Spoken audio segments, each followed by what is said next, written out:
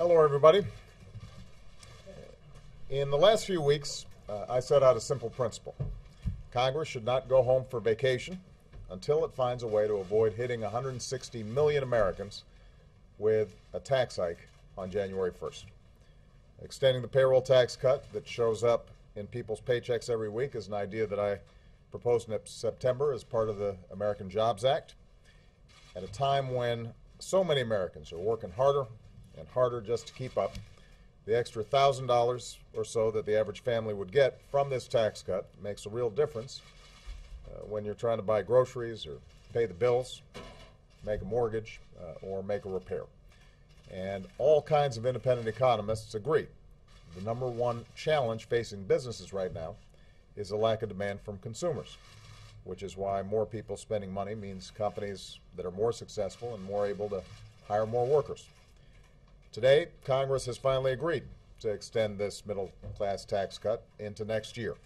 And they've also agreed to another part of my jobs plan, extending unemployment insurance for millions of Americans who are out there trying as hard as they can to find a job. This is spending money that also benefits families and businesses and the entire economy.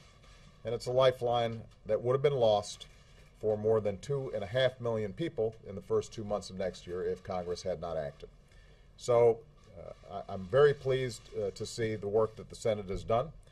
While this agreement is for 2 months, it is my expectation.